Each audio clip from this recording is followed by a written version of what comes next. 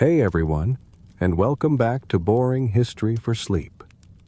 Tonight, we're going to take a journey into the heart of medieval Europe from the 5th all the way to the 15th century. This was an era often romanticized in our minds, a time of chivalry and grand castles of kings and queens, who by their own decree held their power by divine right.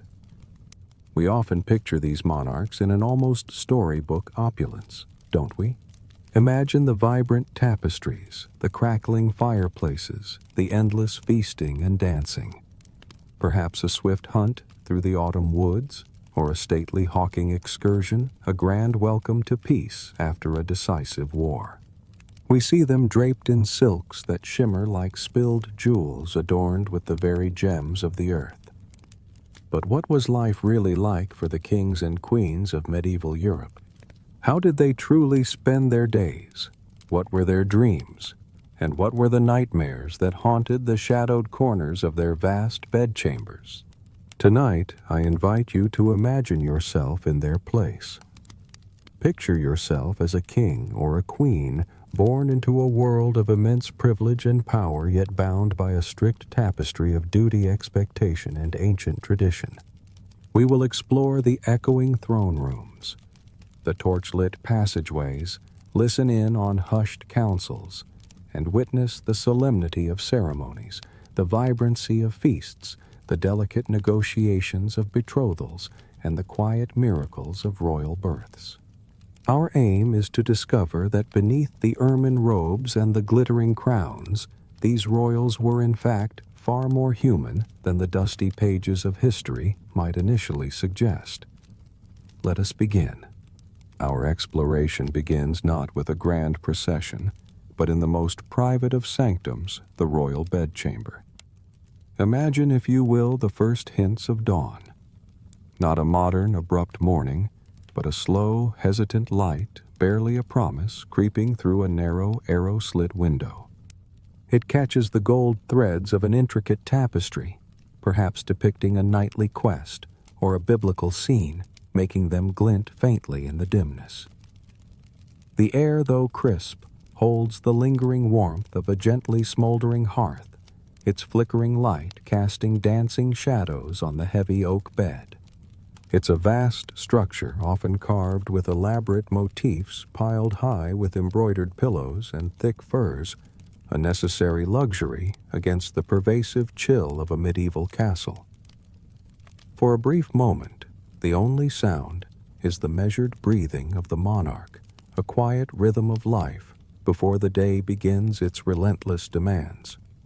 Then a gentle, almost imperceptible knocking at the heavy wooden door. This signals the arrival of the groom of the stool, a rather unglamorous but incredibly intimate courtier whose duties included assisting the king with his most private bodily functions. This was a position of immense trust and proximity, often held by men of significant standing, for, in an age before modern plumbing, the king's comfort and indeed his health depended on such immediate attendance. You might find yourself attended by this trusted individual, a testament to the lack of true privacy even for the most exalted figures. The morning ablutions were by our standards rather rudimentary. There was no hot running water, no porcelain tubs. A basin of cool water, perhaps warmed slightly by the dying embers of the fire, would be brought in along with clean linen cloths. The monarch would be washed, then gently dried before the elaborate process of dressing began. For a king, this involved sumptuous layer upon layer of fine linen wool and silk, perhaps a tunic, a bliout, a mantle, each carefully chosen to reflect his status and the day's obligations. For the queen, it was an even more intricate affair attended by her ladies-in-waiting. These were often high-born women, daughters of influential noble families, each vying subtly for her favor. For proximity to the queen meant proximity to power, to influence, and to potential advantageous marriages for themselves or their kin. They would assist with intricate lacing, the fastening of jeweled brooches, and the arrangement of veiled headwear. each movement a silent dance of protocol. Once dressed, the monarch, often accompanied by their consort, would proceed to their private chapel. This wasn't merely a matter of personal piety, it was an expectation. Kings and queens were meant to set a pious example for their subjects, embodying the divine favor that they believed legitimized their rule. You might find yourself kneeling side by side with your spouse, the morning offices unfolding in solemn Latin phrases well worn upon their tongues from countless repetitions. The air would be thick with the sweet, heavy haze of incense, the glimmer of chalices and crosses in the flickering candlelight, inducing a dreamlike, almost meditative state. In this sacred space, you would be reminded that your right to rule was a divine mandate, a gift from God. Even the mightiest monarch, therefore, must humble themselves before the Almighty, for without divine blessing, their earthly power was fleeting their very soul in peril. Fortified by this act of faith with the scent of incense still clinging to their rich robes, the king and queen would emerge to face a day that was inevitably packed with courtly duties and obligations, a relentless schedule that left little room for spontaneity. Having performed their morning devotions, the king and queen would step into a day where the weight of religious expectation continued to heavily influence every action. Remember, in medieval Europe, religion was not a separate sphere of life. It suffused every single aspect, from grand political decisions to the most mundane daily routines. For monarchs whose very right to rule was believed to be divinely ordained, this was doubly true. You, as a king or queen, were not merely a political leader. You were seen as God's anointed representative on earth, tasked with leading your people not only in matters of state, but also in spiritual affairs. This meant you were held to the absolute highest standards of moral rectitude and religious devotion, a constant scrutiny that might feel quite suffocating at times. Your typical day, beyond the private morning prayers we just discussed, would invariably begin with attending morning mass. This wasn't a quick, perfunctory affair. It would take place in your own lavish private chapel, perhaps the very one where you'd knelt before now, filled with priests and clerics, their voices echoing in the hallowed space. The service would be long filled with Latin chants and ancient rituals, a profound and deliberate act of worship. For hours, you might be expected to remain in prayer, offering supplications, not just for your own soul, but for the well-being and prosperity of your entire realm. Imagine the sheer mental discipline required to focus on spiritual matters while the weight of 1,000 earthly concerns pressed upon your mind. You might, during these quiet moments of reflection, turn to your book of hours. This was not a mere book. It was a deeply personal, richly illuminated devotional text, often one of your most prized possessions. Picture the exquisite craftsmanship, gilded pages, vibrant miniatures depicting saints or biblical scenes, each one painted with meticulous care. As you pored over these precious pages, following the prescribed prayers and readings for each hour of the day, you would be engaging in a private act of piety that also served as a constant visual reminder of your divine connection and your place in the grand cosmic order. It was a comfort, perhaps, but also a relentless reinforcement of duty. The rhythm of the royal court, much like the lives of your subjects, was fundamentally dictated by the liturgical calendar. The entire year was punctuated by a succession of holy feasts and fasts, each demanding specific observance. All members of the royal household, from the lowliest scullery maid to the highest-ranking duke, were expected to adhere to these sacred traditions. And for you, the monarch, this adherence was a public performance, a demonstration of your devoutness. Take, for instance, the 40 days of Lent. While modern Lent might involve giving up chocolate or social media for a medieval monarch, it meant a drastic restriction of the royal diet. Gone were the rich meats, the elaborate sauces, the fine wines. Instead, your meals would be pared down to very simple meatless fare. Fish, vegetables, perhaps some plain bread and ale, a conscious public emulation of Christ's 40 days of fasting in the wilderness. It might be less than appetizing, but it was a crucial demonstration of your spiritual discipline and humility before God. This constant, visible commitment to piety was essential. It wasn't just about personal salvation. It was a fundamental pillar of your legitimacy. Your rule, your very existence as a monarch, was predicated on the belief that you were chosen by God. Therefore, every act of devotion, every moment spent in prayer, every observance of the liturgical calendar served to reinforce that sacred contract. It was a clear message to everyone present. Your authority flowed directly from God Himself. Even your moments of quiet reflection were in a way part of the royal performance.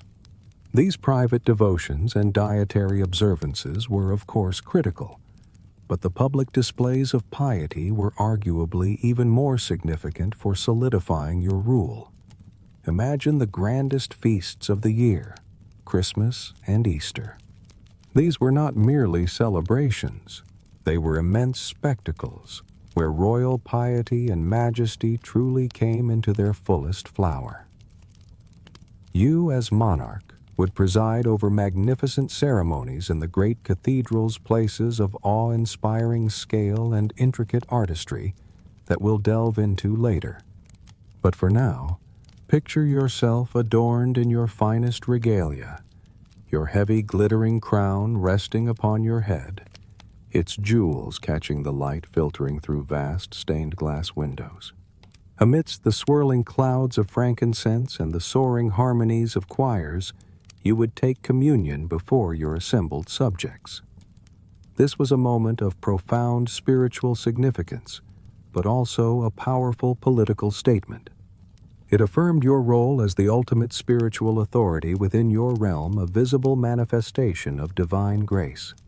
The sheer theatricality of it, the shimmering vestments, the sonorous Latin, the reverent, hushed crowd, was designed to cultivate an aura of sanctity and righteousness around your person, an aura absolutely essential for legitimizing your earthly power. It was a clear message to everyone present. Your authority flowed directly from God Himself.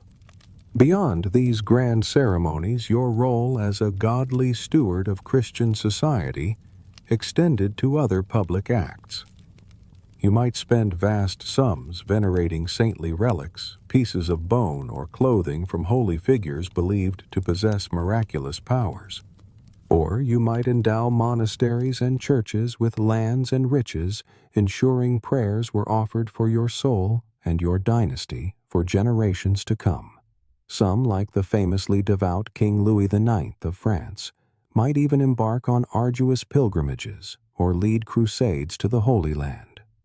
These acts, regardless of their personal spiritual merit, were crucial for reinforcing your image as a truly pious and worthy ruler in the eyes of your people and the wider Christian world. Consider the example of St. Louis IX of France, who reigned from 1226 to 1270.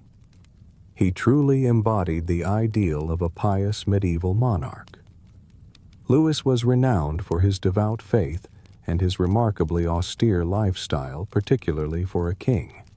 Imagine, if you will, the King of France, a man of immense power and wealth, regularly fasting, wearing a scratchy hair shirt beneath his luxurious robes, and astonishingly inviting the poor to eat at his own table. He saw himself as a servant of God first and a king second. This fervent devotion led him to embark on 2 disastrous crusades, one to Egypt and the second to Tunisia, where he tragically died of dysentery in 1270. Yet his reputation for saintliness only grew after his death, and he was canonized by the Catholic Church a mere 27 years later. He remains one of only a handful of European monarchs to achieve sainthood, a testament to his extraordinary piety. Now, to be entirely fair, Not all medieval rulers lived up to these lofty ideals. One only needs to glance at the later history of Henry VIII or the scandalous life of Pope Alexander VI to know that human failings were as present then as they are now, often amplified by the temptations of immense power.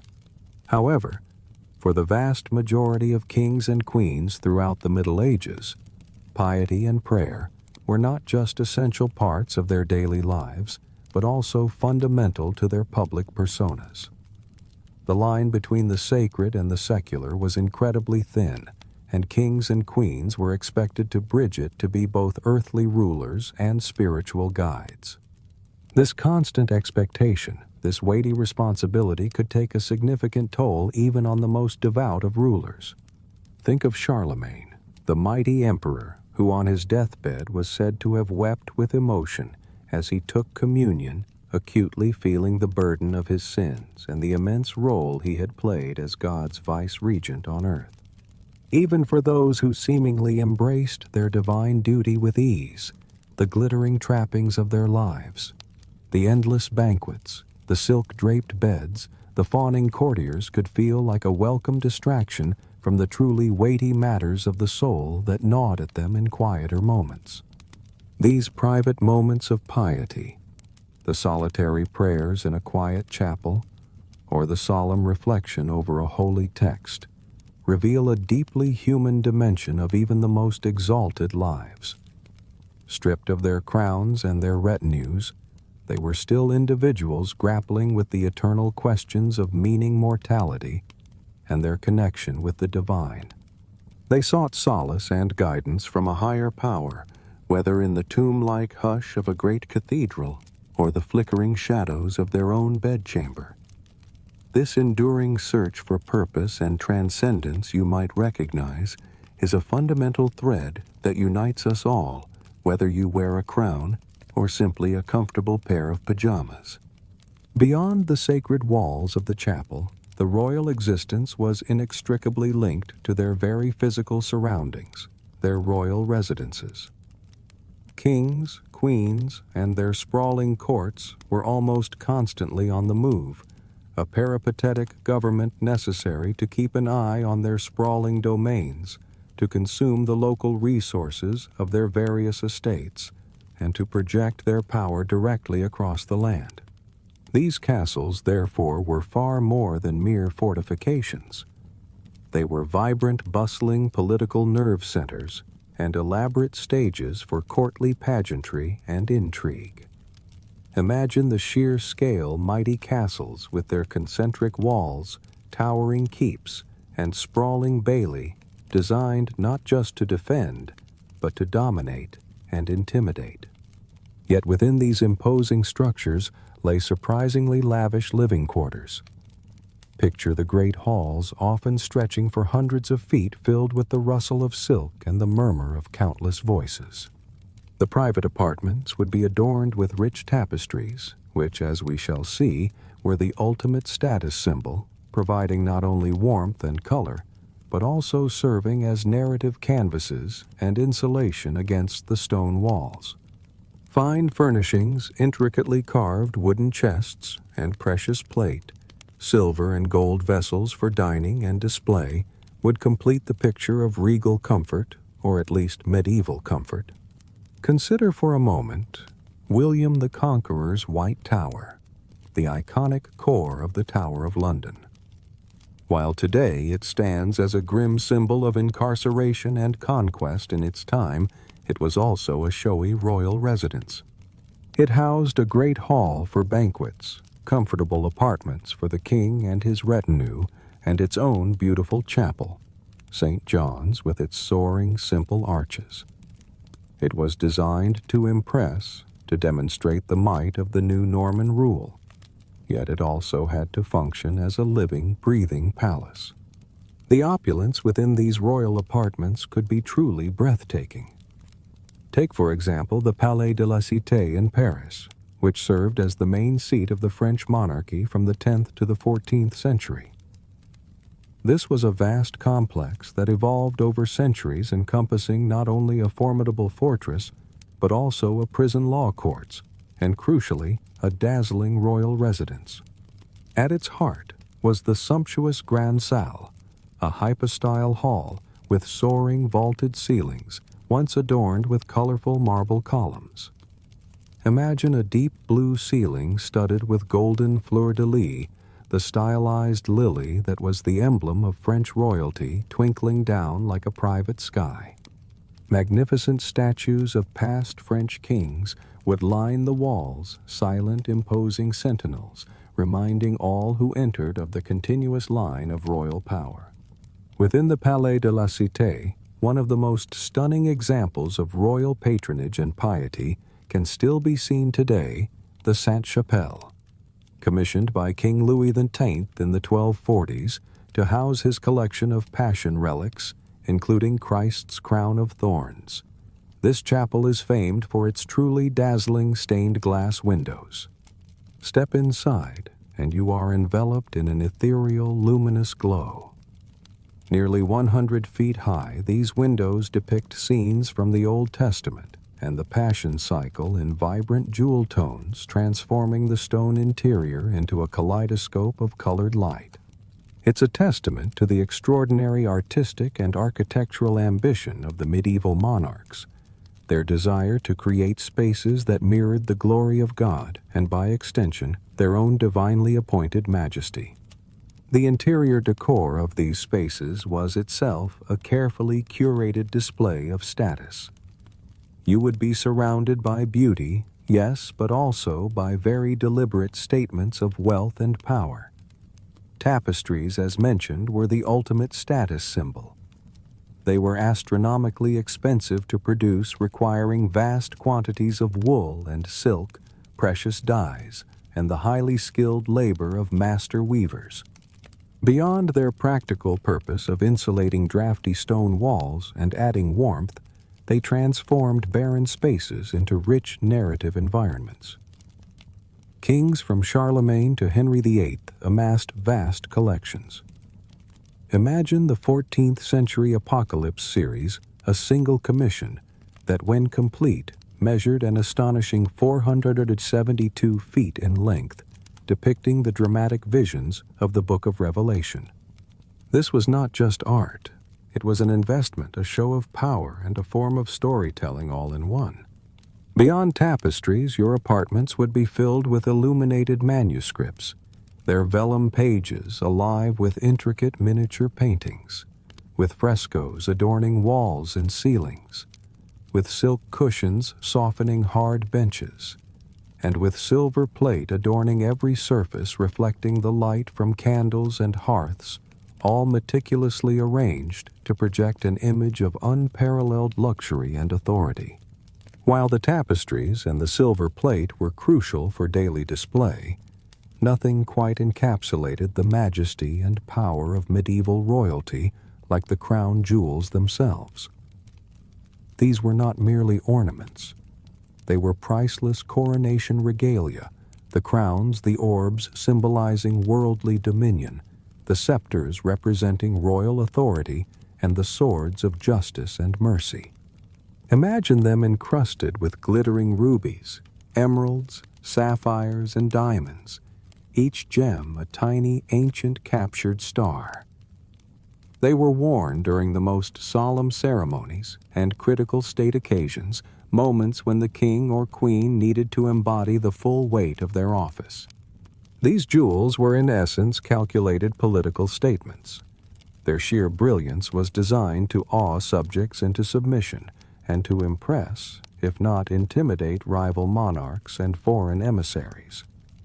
They were powerful propaganda, visually reinforcing the monarch's divine right to rule by invoking biblical kings like Solomon, whose legendary wisdom and wealth were often associated with such treasures.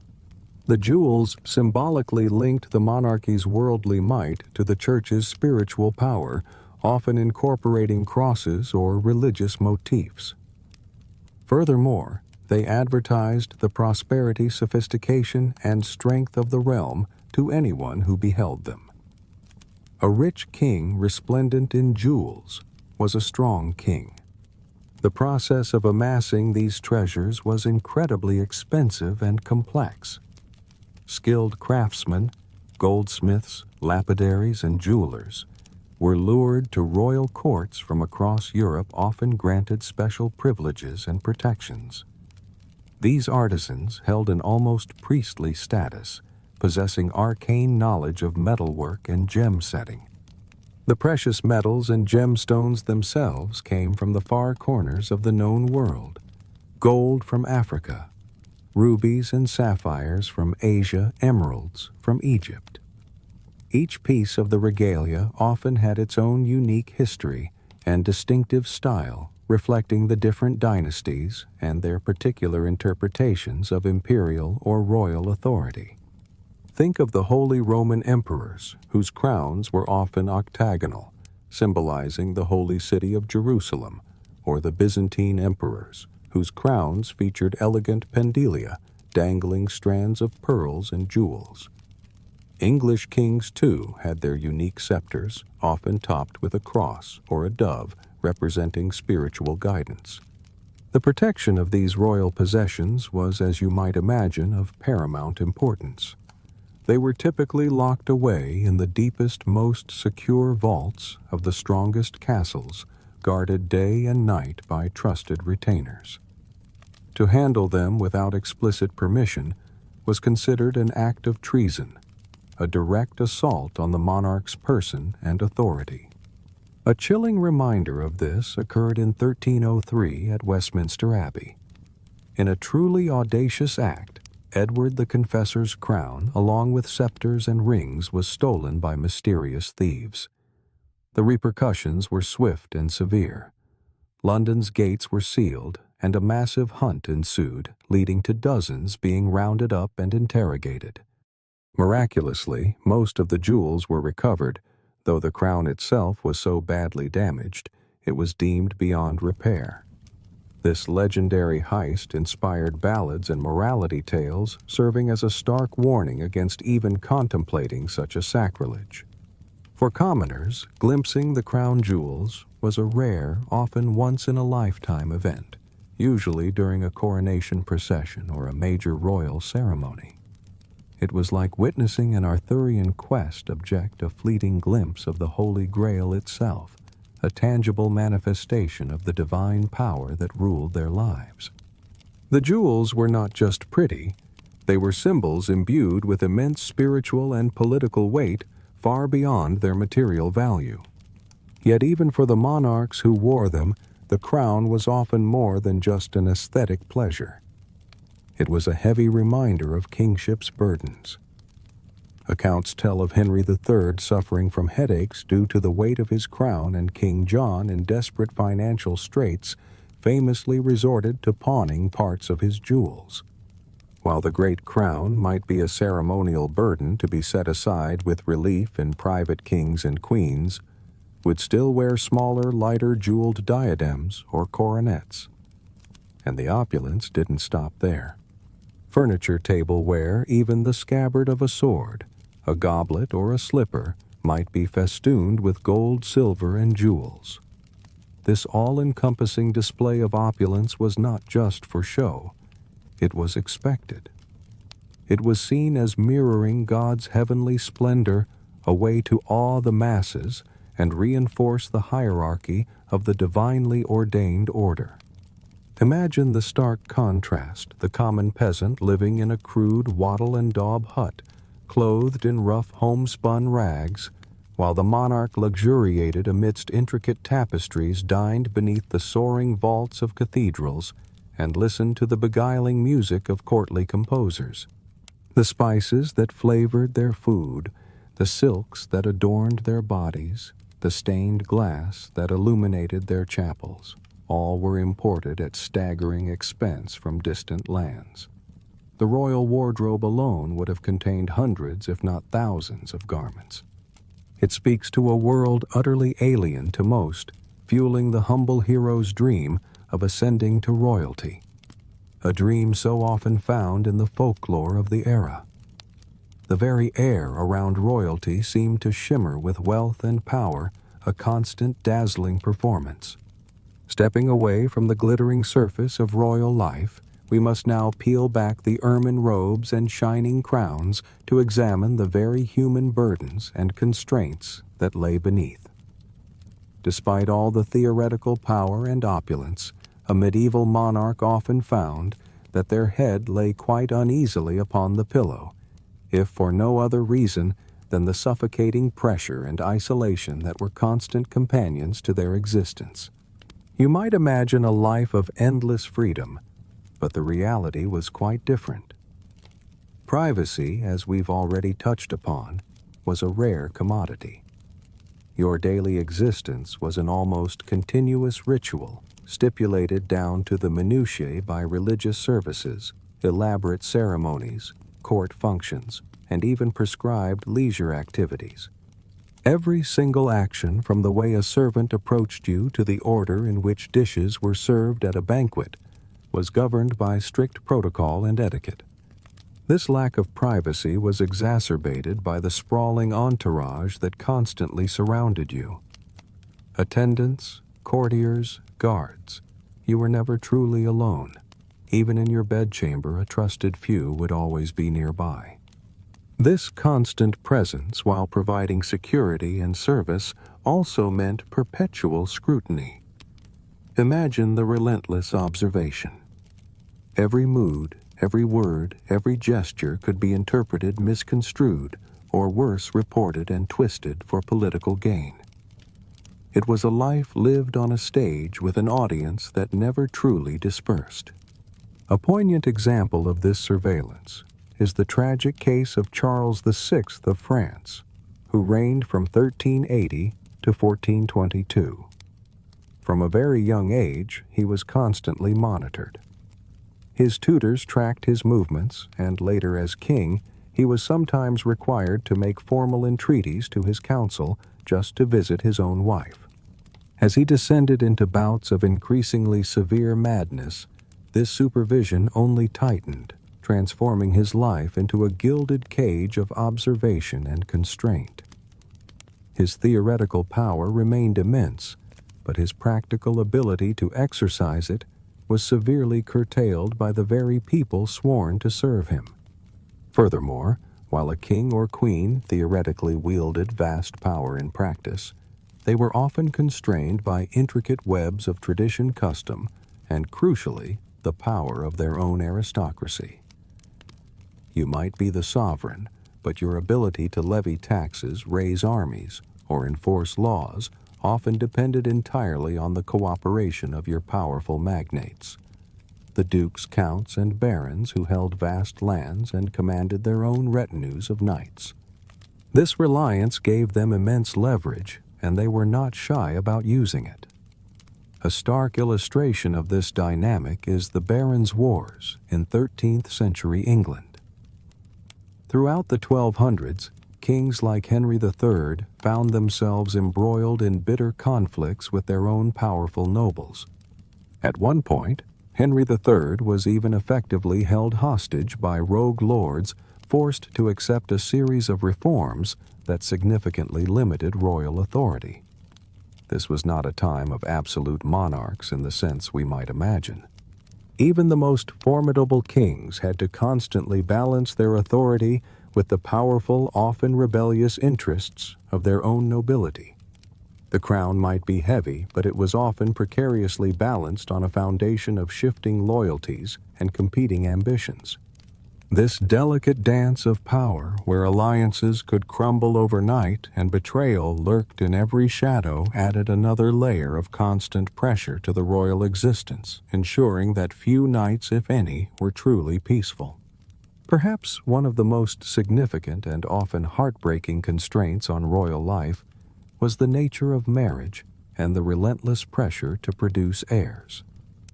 For medieval royalty, marriage was almost exclusively a political union. Kings and queens were not individuals seeking love or companionship. They were, in essence, valuable pieces on the dynastic chessboard moved about by their families for diplomatic aims to secure alliances or to lay claim to new territories. The personal wishes or affections of the betrothed were rarely, if ever, a factor. Indeed, it was not uncommon for a royal couple to meet for the very first time at the altar, their futures irrevocably bound by a contract hammered out by distant relatives and shrewd negotiators. Imagine the profound isolation of such an arrangement, entering into the most intimate of relationships with a stranger, knowing that your entire purpose was to serve the political ambitions of your lineage. Once married, the chief duty, particularly for the queen, was to produce heirs, specifically male heirs, to ensure the continuity of the dynasty. This was not merely a hope, it was an intense, crushing pressure. A queen's worth, her very purpose, was primarily measured by her fertility. An infertile queen was often seen as a curse, a sign of divine disfavor, and was frequently cast off, annulled, or set aside, sometimes even condemned to a convent, replaced by a more reproductively viable option. This meant a constant cycle of pregnancy, childbirth, and recovery. Even when in a delicate condition, a queen was often expected to preside over court festivities to appear strong and capable, a public display masking private discomfort and the ever-present dangers of medieval childbirth. The rigors of childbirth were immense, a perilous journey that claimed the lives of countless women throughout history, including many royal mothers and their babies. Even if a child survived, the preference for sons over daughters was absolute, a stark reality of dynastic succession. While a male heir ensured the continuation of the bloodline, at least one daughter was often hoped for. Daughters, after all, could be married off to secure crucial peace treaties or forge powerful new alliances, serving as useful dynastic bargaining chips in the unending, intricate game of feudal realpolitik. The negotiation of these royal marriages was a meticulous process. Imagine months, sometimes even years, of diplomatic wrangling, every single clause of the marriage contract fiercely haggled over. Dowries, often consisting of vast sums of money, lands, or even entire provinces, were debated with astonishing intensity, reflecting the immense value placed on these human pawns. The young princess, once dispatched to her new, often foreign land, was expected to loyally promote her birth family's interests, a precarious balancing act that could easily risk her being labeled a traitor by her new court if she was perceived as disloyal. Many of these young women accepted their fate with stoicism, but it often led to incredibly isolated and unhappy lives in foreign courts, valued primarily for their dowry and their reproductive capacity. Their true personal happiness was at best a secondary consideration. Yet amidst this stark reality, a queen's role as a mother was paramount, and her counsel to her children, particularly her daughters, could be invaluable. Queens would often work tirelessly behind the scenes, smoothing out conflicts and plotting advantageous marriages for their offspring. Regular correspondence filled with news advice and warnings would pass between a queen mother and her married daughters. In a distant, often hostile court, a royal mother's counsel was often her daughter's greatest asset, a lifeline of wisdom and support in a lonely, demanding world. While the narrative of political unions and dynastic pressure paints a rather bleak picture of royal marriages, it's worth noting that not all were cold, calculated alliances, devoid of affection. History being the complex tapestry that it is, occasionally offers glimpses of genuine emotional bonds. Think of Edward VIII of England and his beloved wife Eleanor of Castile, whose enduring partnership was evident in their joint endeavors, and Edward's profound grief at her death. Or consider the tumultuous relationship between Edward II and his favorite Piers Gaveston, which, despite its political controversy, was clearly rooted in a deep, perhaps romantic connection. However, even these exceptional cases played out on a public stage, constantly subject to intense scrutiny, whispers, and often political manipulation. The royal bedroom, while private, was never truly isolated from the gaze of the court. And then, of course, there were the mistresses. for kings having mistresses was in many medieval courts practically expected. It was a sign of virility of power, and often a source of additional children, legitimate or not, who could still be used for political maneuvering. The discreet affairs that might exist for a commoner were for a king often quite open, their existence a known fact if not always openly acknowledged. A famous example is King Henry II of England and his mistress Rosamond Clifford, often known as Fair Rosamond. Legend has it that Henry constructed a secret love nest for her hidden within an elaborate hedge maze to protect her from his famously jealous and formidable wife Eleanor of Aquitaine. The tale culminates in Eleanor discovering Rosamond and offering her a choice between a dagger and poison, a dramatic and enduring piece of folklore. The historical reality, however, suggests a less sensational end for Rosamond. She most likely became a nun and died of natural causes, a far less thrilling narrative than the one spun by chroniclers and poets. These tales of courtly love, of adulterous passions, jealous rages, and tragic endings captivated the nobility, forming a rich vein of literature and gossip that entertained and perhaps even secretly inspired the denizens of the royal court.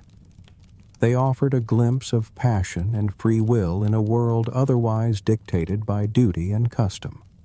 Yet even in the pursuit of love and desire, a medieval monarch was never truly free. Every liaison, every choice of companion carried political ramifications, gossip that could be weaponized, and the ever-present risk of scandal. Beneath all the royal bluster, the carefully constructed facade of invulnerability, lay a very human vulnerability.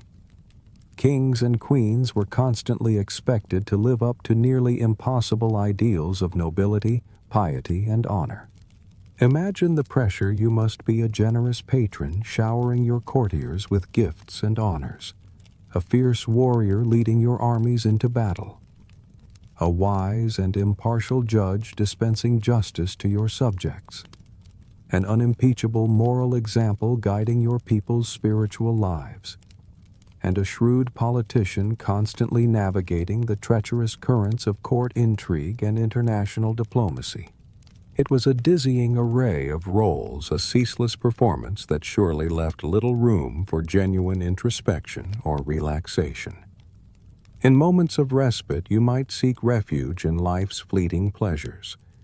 A grand feast, a hunt, the quiet contemplation of an illuminated manuscript, or as we've seen in the profound comforts of religion.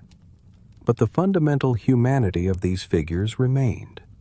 They were individuals wrestling with the eternal struggle of reconciling duty with desire, striving to make their mark on the world, and ultimately playing the hand dealt to them by fate.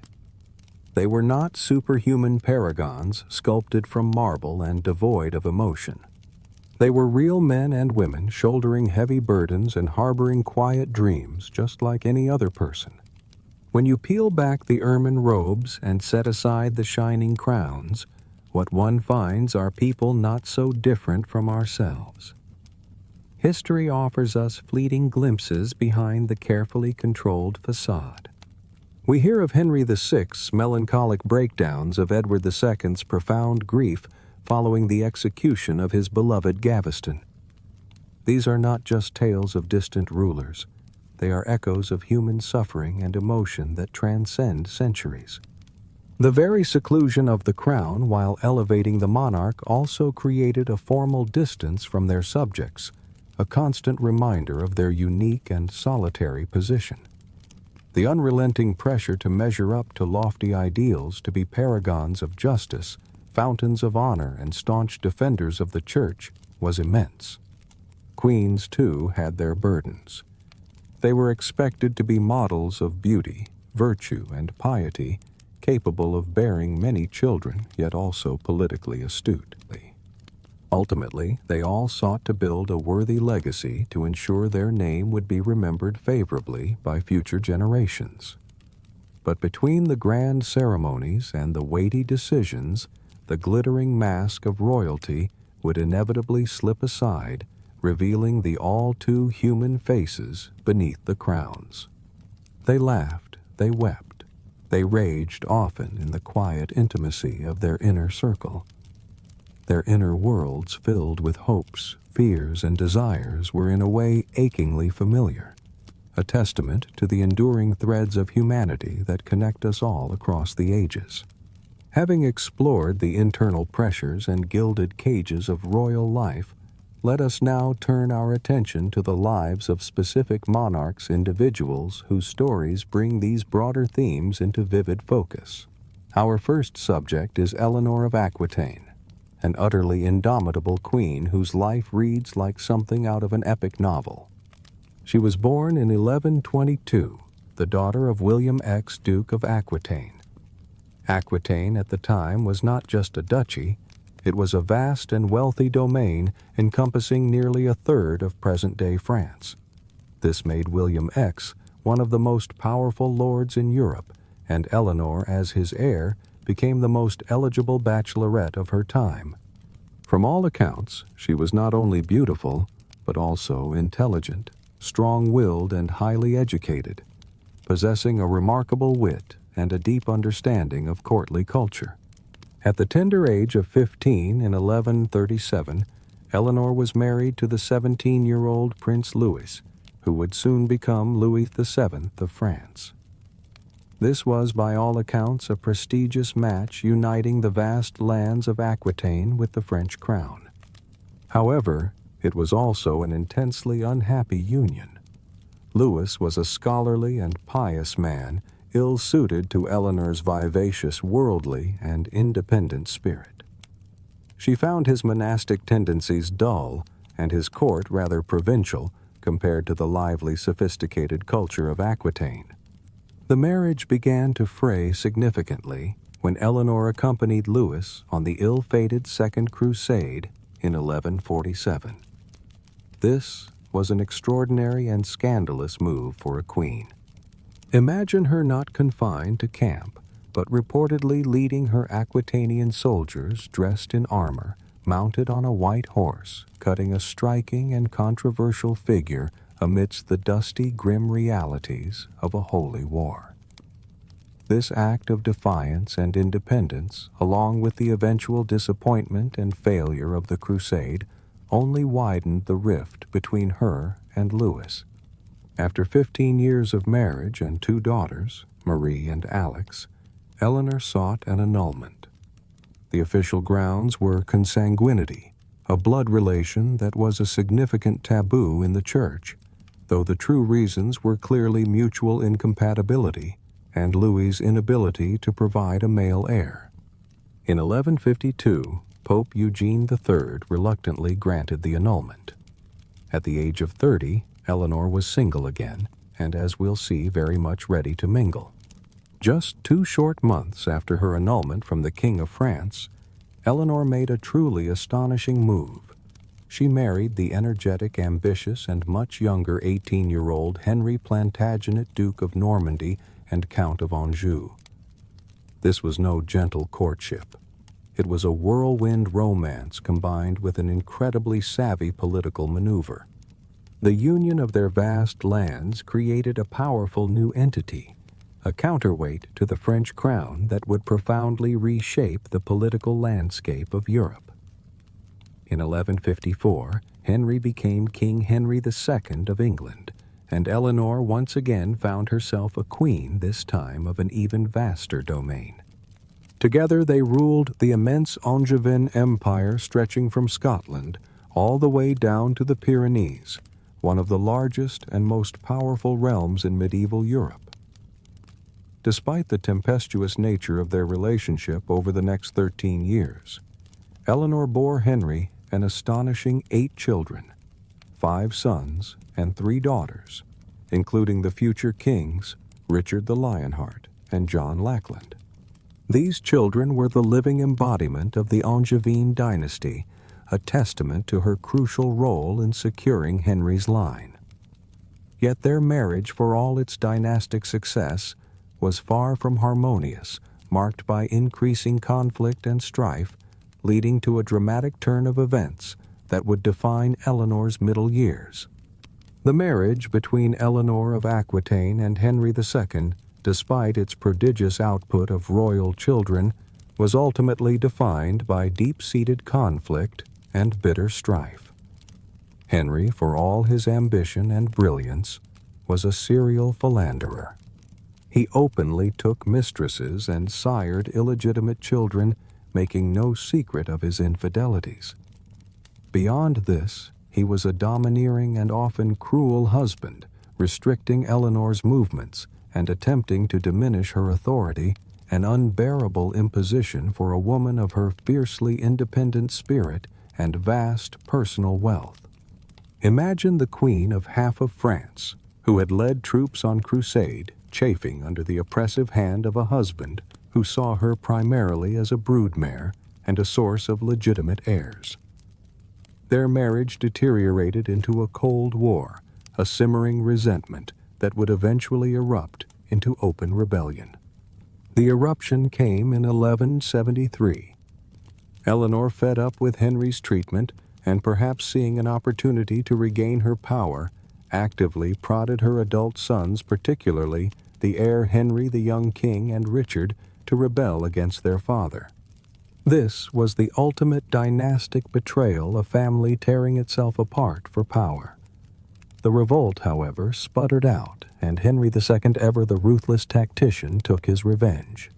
Eleanor was captured, and for the next 16 years she was imprisoned in various royal castles across England and France, a queen stripped of her freedom, held captive by her own husband. Her sons, who had joined her in the rebellion, fared little better. Henry the young king, the very reason for much of the conflict, died of dysentery in 1183, never having truly ruled. Geoffrey, another son, perished in a jousting accident in 1186. Eleanor, alone in her captivity, must have endured profound grief, the loss of her children compounded by her own incarceration. Yet her spirit remained unbroken. Her release finally came in 1189 upon the death of Henry II. Her favorite son Richard, known to history as Richard the Lionheart, ascended to the English throne. His very first act as king was to free his long-suffering mother. Imagine that moment. Eleanor, now 67 years old, riding out of captivity, her indomitable spirit intact, returning to the very seat of power she had been denied for so long.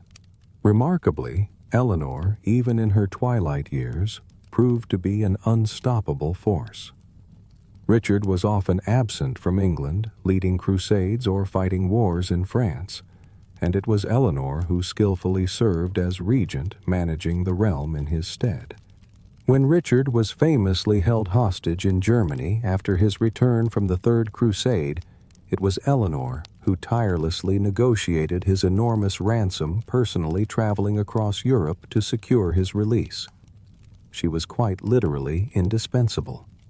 Upon Richard's death in 1199, Eleanor, now in her late 70s, supported the claim of her youngest and most problematic son, John Lackland, over that of her grandson Arthur of Brittany, who had a technically stronger claim.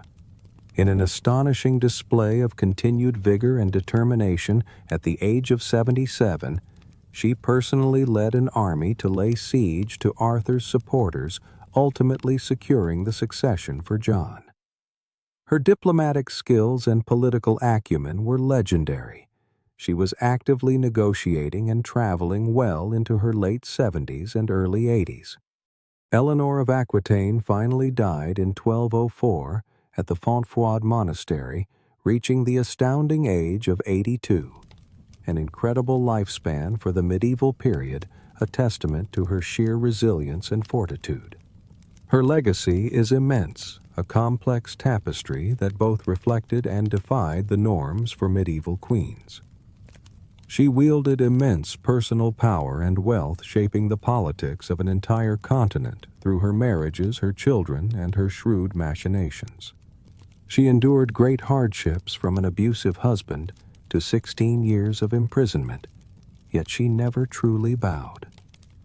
Eleanor was a woman who consistently broke the mold, refusing to be constrained by the expectations of her gender or her station.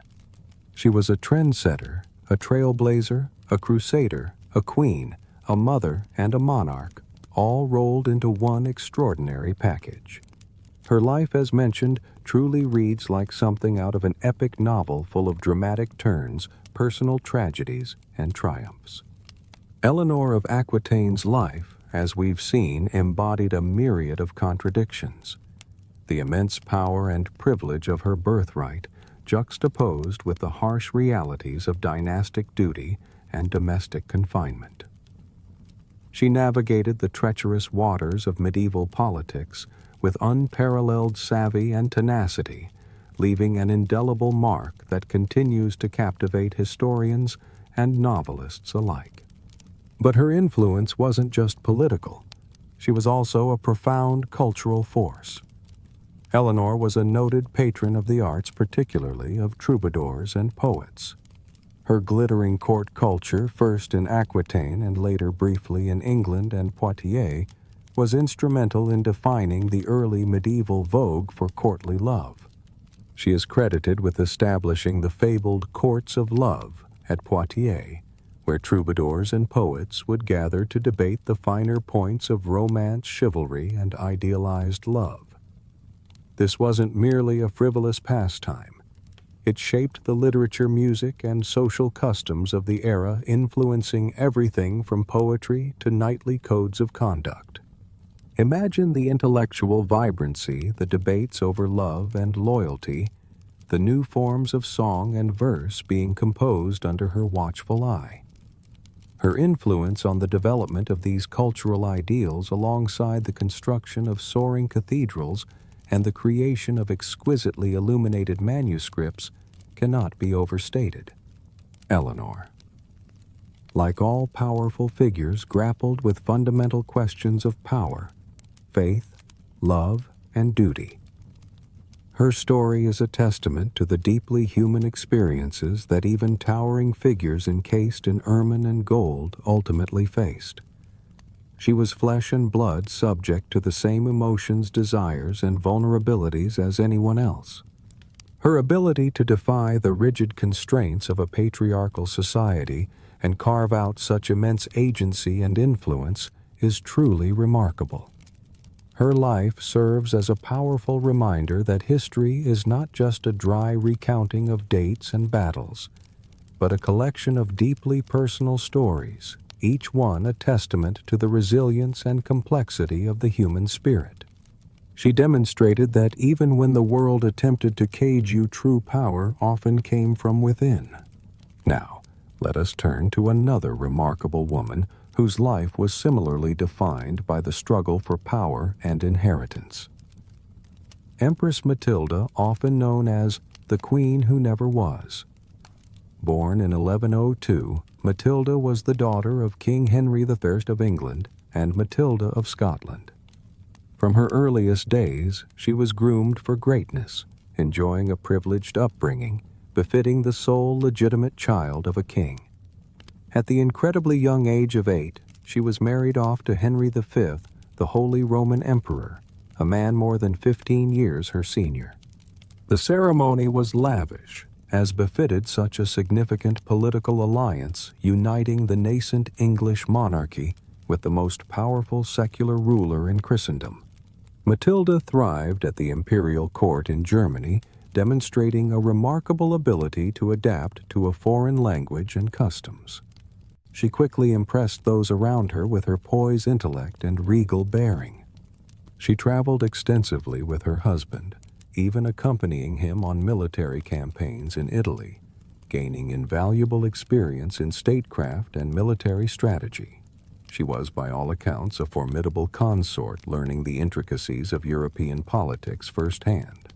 However, in 1125, Henry V died, leaving Matilda at just 23 years old, a childless widow. She subsequently returned to her father's court in England, bringing with her the prestigious title of Empress, a recognition of her former husband's high status, which further solidified her own standing.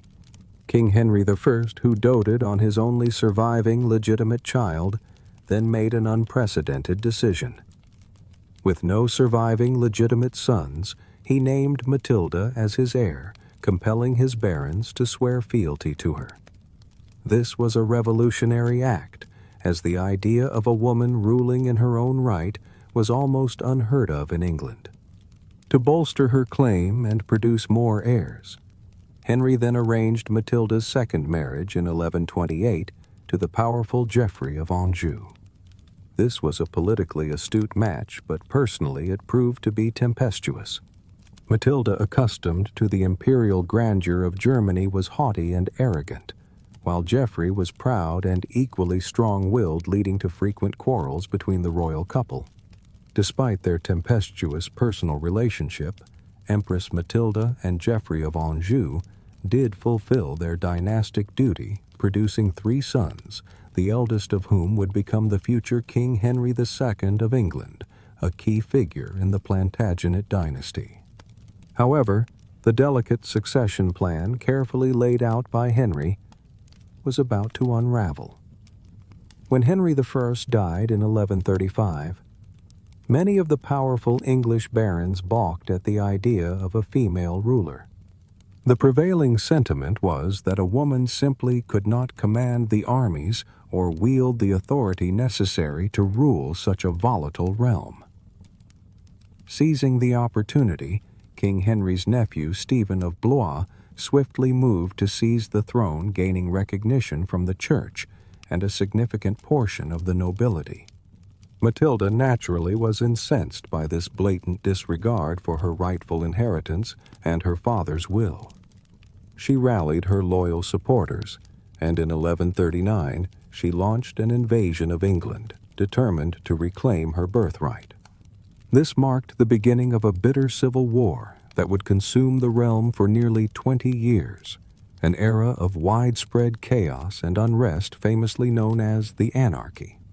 Imagine the devastation: towns sacked, lands laid waste, families torn apart by conflicting loyalties, all for the sake of a crown. Matilda fought fiercely, displaying remarkable courage and strategic acumen. She rallied her troops, endured sieges, and even famously escaped from Oxford Castle by being lowered, disguised in a white cloak, from a window, supposedly in a coffin, through the snow-covered landscape to safety. She came tantalizingly close to victory. In 1141, her forces captured Stephen himself, and for a brief, glorious period, Matilda controlled the government. She entered London in triumph, preparing for her coronation, the crown almost within her grasp. However, her imperious rule and strategic blunders soon alienated many of her key allies, including the influential citizens of London. A popular uprising drove her out of the city before she could be crowned queen. The conflict devolved into a stalemate. Neither Matilda nor Stephen could definitively prevail, leading to a protracted and destructive period for England. The anarchy finally ended in 1153 with the Treaty of Winchester.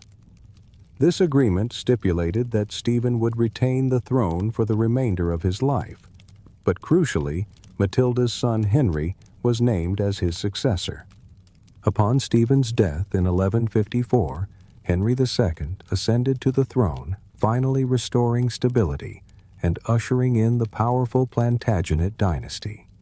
Matilda's decades-long fight to secure her inheritance was in a sense complete, though she never ruled in her own name. She was indeed the queen who never was, at least officially.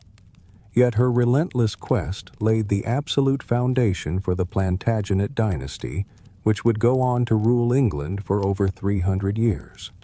She fought like a lioness to put her son on the throne, and through him she left a towering legacy that impacted centuries of English history. Her descendants included not only the mighty Henry II, but also the legendary Richard the Lionheart, whose stories we've already touched upon. Empress Matilda's story vividly illustrates the precariousness of royal authority in the Middle Ages, even when faced with seemingly ironclad lines of succession. The chaos and uncertainty of the era meant that young, absent, or disputed heirs could plunge a kingdom into civil war, reminding us that even the most meticulously planned dynastic arrangements could unravel in the face of human ambition and the turbulent political currents of the time. Her legacy, though not one of a crowned queen, is undeniably one of fierce determination and profound influence. From this study of royal lives, it becomes clear that power, particularly regal power, was deeply intertwined with family. The fate of entire bloodlines, and by extension entire kingdoms, often hung on the successes and failures, the alliances and betrayals within royal households. Children, despite their individual personalities and desires, were often treated as little more than political game pieces, their futures meticulously planned out before they could even walk. Daughters, especially, were destined as bargaining chips, dispatched at tender ages to foreign courts. Imagine the experience of a young princess, perhaps Isabella, a daughter of Edward III, who at the age of 13 was dispatched for a marriage alliance with a powerful count. Her lavish dowry, her very person, was meant to secure vassalage and peace for her father's realm, far from the familiar comforts of her childhood home. The concept of a child as a political asset extended beyond daughters. The male heir was the linchpin, and the production of that heir was a dangerous high-stakes duty. The anxieties surrounding royal births were immense. Imagine the dread of a queen like Philippa, whose story we will soon explore, approaching yet another childbirth, knowing the perilous nature of the act. Her prayers to Saint Margaret, the patron saint of childbirth, would have been fervent, perhaps accompanied by the discreet placement of amulets or charms believed to offer protection. These were not just private family moments. Royal births were public, politically significant events, often witnessed by high-ranking courtiers to ensure legitimacy. The pealing of bells throughout the kingdom, the lighting of bonfires, the public proclamations, all announced the arrival of a new prince or princess, a tiny figure whose entire future was already meticulously mapped out. Even the mightiest monarchs, for all their power and privilege, were made of the same breakable flesh and blood as the lowliest serf. They were vulnerable to disease, accident, and the inherent dangers of their world, perhaps even more so due to the political machinations that constantly swirled around them. The crown indeed weighed heavy, but the enduring humanity within always found a way to manifest itself, whether in moments of fear, grief, or unexpected affection. Let us now turn to a more harmonious royal partnership, that of King Edward III and Queen Philippa of Hainault, a relationship that often stands as a model of medieval royal alliance. Edward III was crowned King of England at the tender age of 14, following the forced abdication and subsequent murder of his father, Edward II. Despite this grim beginning, he quickly proved himself to be an exceptionally capable ruler and a formidable military commander, eventually leading England into the protracted conflict we now know as the 100 Years' War. His claim to the French throne, a key catalyst for the war, was through his mother, the infamous Isabella, often called the she-wolf of France, a figure whose own story is a dramatic saga of betrayal and ambition. Philippa of Hainault, a noble woman from the Low Countries, arrived in England at the age of 13 to marry the 15-year-old Edward. This was, of course, an arranged match, a cold political alliance designed to secure valuable diplomatic ties between England and Hainault. However, what began as a contractual obligation blossomed into a deeply loving and influential partnership, a rarity in the annals of medieval royalty. Philippa quickly became a pillar of strength for Edward during what would prove to be one of the most tumultuous periods in English history. While Edward was often embroiled in the relentless conflicts of the 100 Years' War, Philippa ensured stability and provided crucial support on the home front.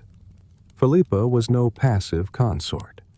She actively engaged in diplomacy, demonstrating a shrewd political mind. She famously negotiated a truce with Scotland, while Edward was away campaigning preventing further conflict on England's northern border. Beyond her political acumen, she was also a noted patron of the arts, fostering a vibrant and elegant court culture. She surrounded herself with minstrels, musicians, and poets, actively shaping the aesthetic and intellectual life of the royal household. Her influence extended to the upbringing of her children, ensuring they received a well-rounded education, including a strong appreciation for culture and learning. While Philippa's diplomatic and cultural contributions were significant, her primary duty, and indeed her greatest source of dynastic pride, was the production of heirs.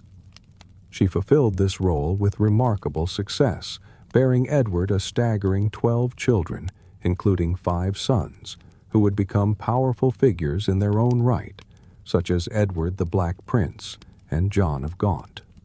Her daughters were of course raised with the expectation that they too would be married off to secure powerful alliances destined to become queens or duchesses in their own right.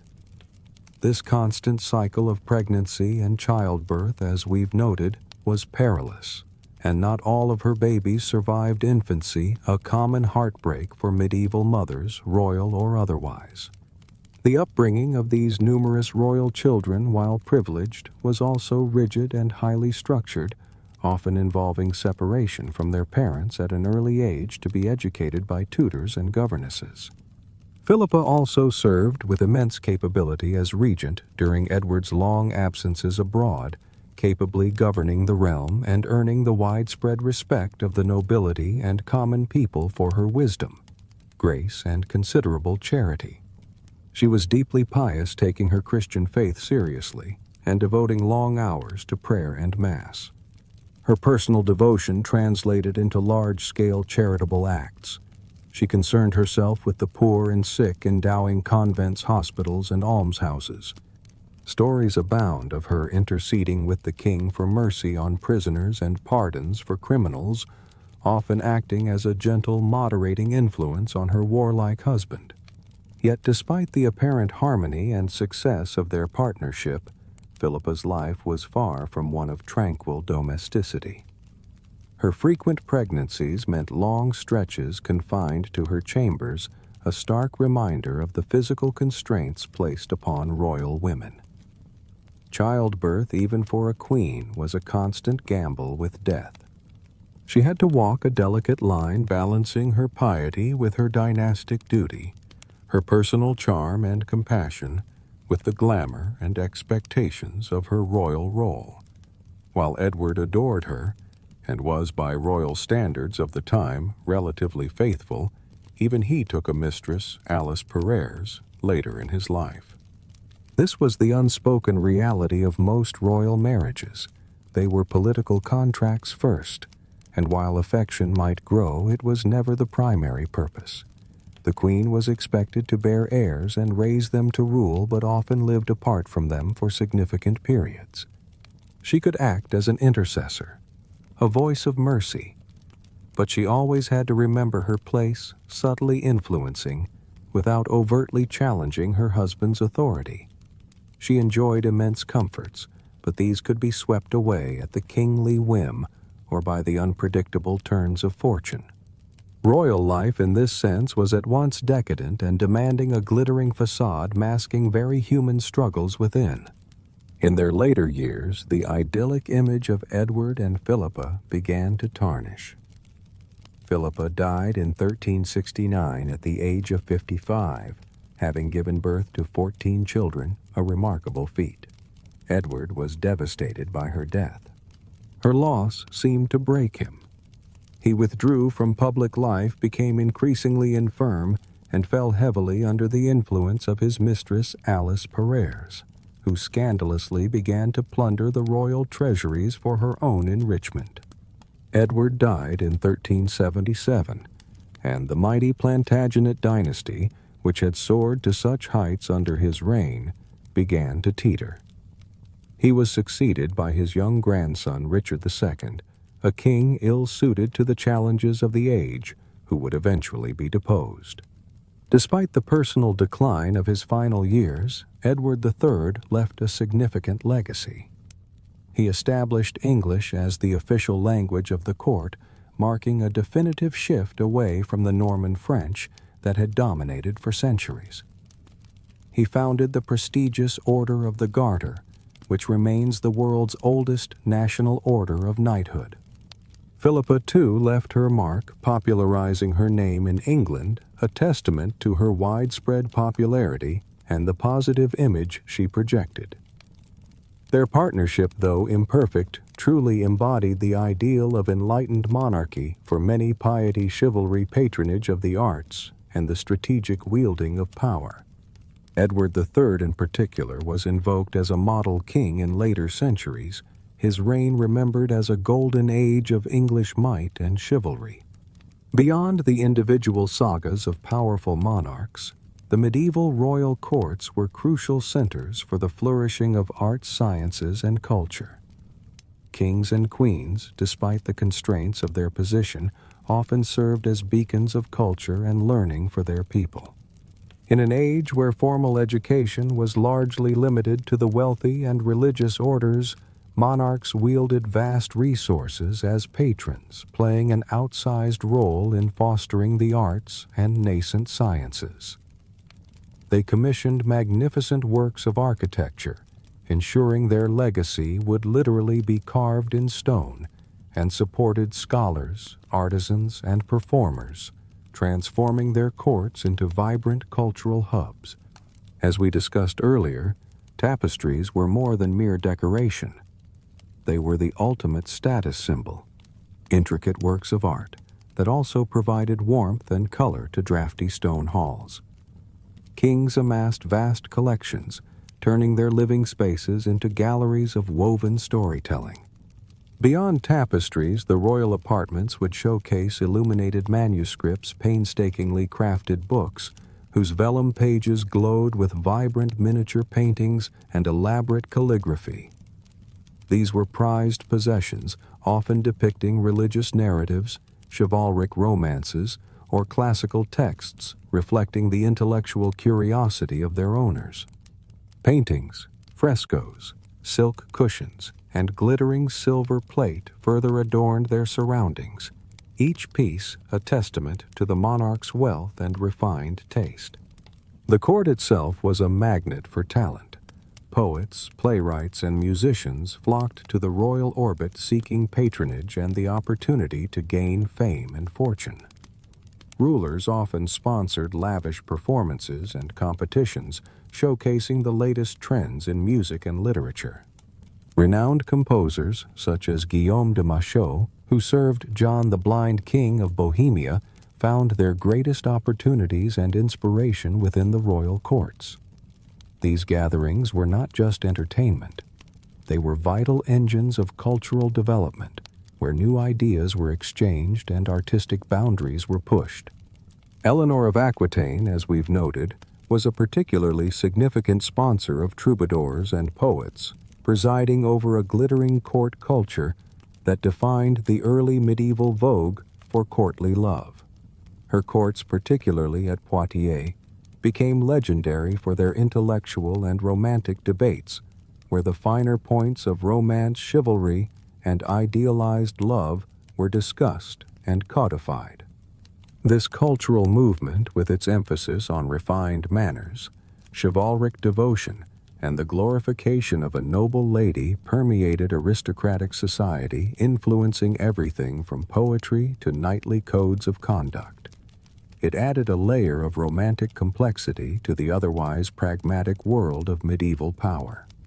Moreover, medieval monarchs played a pivotal role in the development of higher education. From the 1100s onwards, the prestige of a ruler became increasingly tied to the scholars they attracted and the institutions they endowed.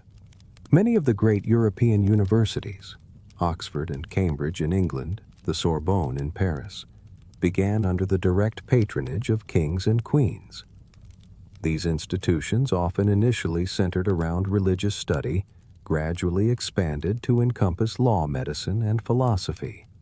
Royal libraries, such as the vast collection housed in the Louvre in Paris, helped to make cities like Paris capitals of learning, drawing scholars from across the continent. By supporting the dissemination of knowledge and the establishment of these centers of learning, monarchs sought not only to glorify God, but also to enhance their own reputations as enlightened rulers, fostering intellectual advancements that would ripple through society for centuries to come. Their investment in these institutions reflected a recognition, however nascent, that learning could strengthen their realms, whether through improved administration, new technologies, or simply a more educated clergy. The royal pursuit of legacy was also profoundly expressed through architectural marvels. Beyond the practicalities of defense, kings and queens invested immense resources in building and expanding soaring cathedrals and imposing castles, each generation adding its own flourishes and innovations. These were not just structures. They were monumental statements of power, piety, and wealth, technical marvels that required vast teams of masons, glassworkers, sculptors, and artisans all laboring for decades. The Gothic style, which dominated European architecture from the 12th to the 16th centuries, was perhaps the most breathtaking expression of this royal and ecclesiastical ambition. Imagine the pointed arches reaching skyward, the intricate networks of flying buttresses supporting astonishingly tall walls, the delicate, intricate sculptures adorning every available surface, and above all the luminous stained glass windows transforming the interiors into ethereal spaces of colored light. Consider Chartres Cathedral in France, a quintessential example of this architectural ambition. The bulk of its construction took place remarkably quickly between 1194 and 1250 during the reigns of French kings Philip II, Louis VIII, and most notably Louis XIX. Step inside, and you are immediately struck by the sheer scale, a stone-vaulted ceiling soaring to a breathtaking 112 feet. But it is the light that truly captivates. Chartres boasts an astounding 176 stained glass windows, each a masterpiece of medieval artistry depicting biblical stories and the lives of saints. The ornate royal portal, with its exquisitely carved figures, served as a symbolic gateway for monarchs and pilgrims alike. These cathedrals represented cutting-edge innovations for their time, pushing the boundaries of engineering and design, and often requiring up to 300 artisans to labor continuously for decades, a true collaborative effort on a grand scale, funded by royal and aristocratic generosity. Beyond cathedrals, royal palaces and castles were also subject to grand renovation and expansion. Take the Palace of Westminster in London. It began as a humble Anglo-Saxon dwelling in the 11th century, but over the centuries it was transformed into a sprawling complex. Richard II, in particular, undertook a magnificent rebuilding project in 1394, adding the glorious Great Hall that still stands today with its hammer-beam roof, a marvel of medieval carpentry. The complex also included separate royal apartments and formidable defensive walls, enclosing over 10 acres along the River Thames. These architectural endeavors served multiple purposes. They provided security, housed the extensive royal court, and crucially projected an image of invincible power and divine favor. They were stages for pageantry, but also symbols of enduring royal authority, built to last for generations, a tangible legacy of the monarchs who commissioned them. However, not all cultural projects were high-minded or purely spiritual. Entertaining the court was a major preoccupation, and rulers often gained fame for their lavish festivities, which could go on for days, even weeks, blurring the lines between celebration and political theater. These spectacles often involved music, dance, elaborate costumes, and sometimes rather perilous forms of entertainment. A famous and rather gruesome example is the Ballet des Ardents, or Ball of the Burning Men, which took place in 1393 at a masquerade hosted by the French Queen Isabeau of Bavaria. King Charles VI and several of his lords decided in a fit of questionable judgment to dress as wild men. Their costumes were made of highly flammable linen soaked with resin and tar and covered with flax to simulate hair. The idea was a dramatic reveal. However, during the revelry, the king's brother Louis of Orleans approached too closely with a lit torch, and tragically, the highly flammable costumes caught fire. Several men were burned alive, their screams piercing the festive atmosphere. King Charles VI himself was only saved by the quick thinking of his aunt, the Duchess of Berry, who threw her voluminous skirt over him, extinguishing the flames. This gruesome turn was widely considered an ill omen, foreshadowing Charles VI's later descent into prolonged bouts of madness, which plagued his reign for decades. Despite such perils, the cultural legacy of medieval royalty is undeniable. Their patronage led to an extraordinary flowering of creativity and learning, from architectural masterpieces to exquisite works of art and literature. Kings and queens often hoped to achieve a form of immortality through their commissions, ensuring their names would be remembered long after their reigns concluded. And indeed, the tangible remnants of their ambition, the soaring arches of a cathedral, the intricate detail of an illuminated manuscript, the imposing walls of a castle, continue to bring that long-ago era into vivid focus, allowing us a small, quiet glimpse into their world. Beyond the grand architectural feats and the bustling cultural courts, the medieval period also left behind a fascinating array of unique and sometimes mysterious artifacts directly tied to royal life. These objects, often imbued with immense symbolic and historical value, offer a tactile connection to the past, quietly whispering tales of ceremony, power, and even the quirkier side of medieval aesthetics. Consider for a moment the coronation spoon. This unassuming, rather battered silver spoon, deceptively plain in its appearance, holds an extraordinary significance. It is remarkably the only surviving piece of the ancient English coronation regalia believed to date back to the 12th century.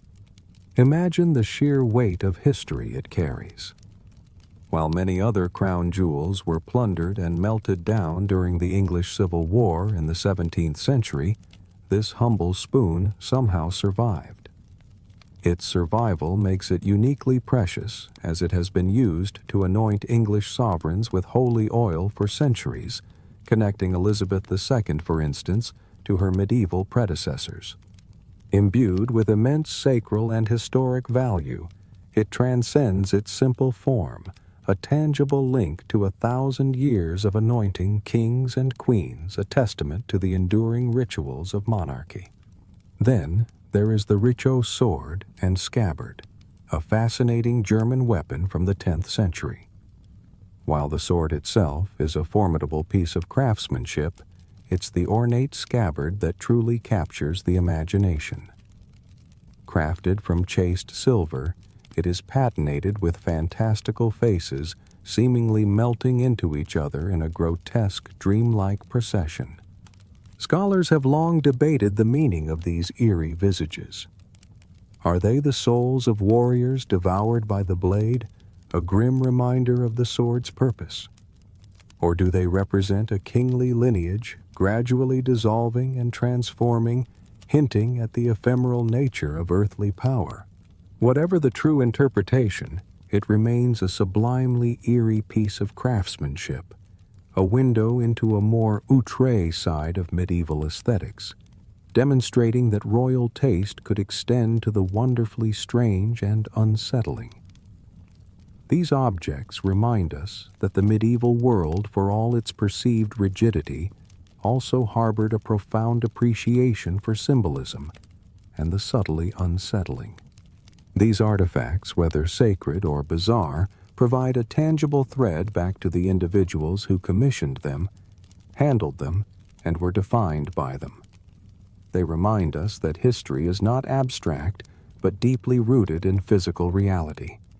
They allow us to touch, in a metaphorical sense, the very fabric of royal life, to feel the weight of a crown, to trace the artistry of a lost era, or to ponder the meaning behind a haunting image.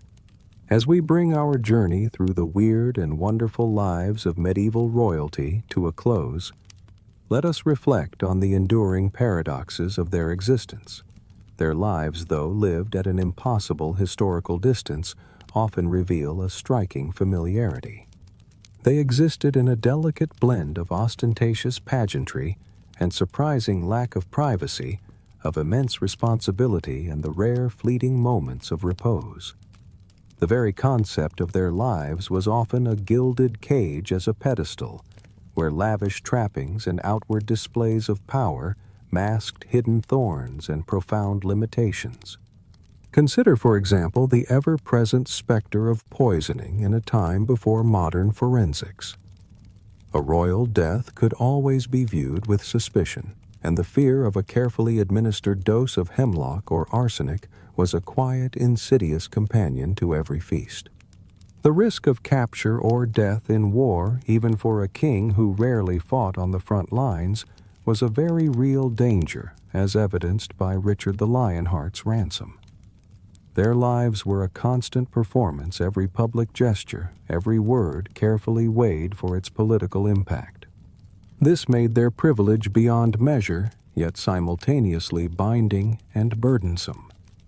They were not immune to the universal joys and sorrows, the profound losses and triumphant moments, the depths of despair and the soaring heights of hope that define the human experience. Their stories ultimately are human stories, laughter and tears woven into the very fabric of history. The connection we feel with our royal predecessors isn't found in their crowns or their castles, but in the surprising commonality of their humanity. Beneath all the glittering symbols of power, their hearts were in fundamental ways not so different from our own. They were flawed individuals just like us, shouldering weighty expectations and navigating complex relationships. You might imagine them as distant, almost alien figures, but when you look closely, you catch glimpses of recognizable humanity. Parents raising children, sometimes with love, sometimes with stern duty. Couples navigating arranged intimacy, sometimes finding affection, sometimes only resentment. Leaders wielding power, sometimes wisely, sometimes disastrously.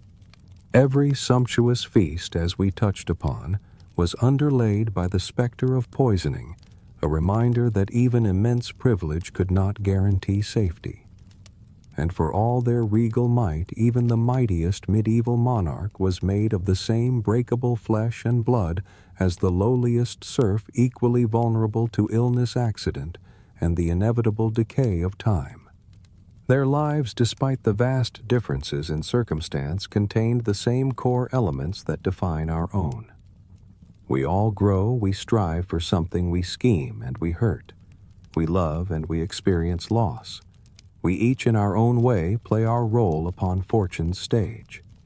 And in the end, whether king or commoner, we all return to the same dust, the same earth that cradles the foundations of their ancient castles.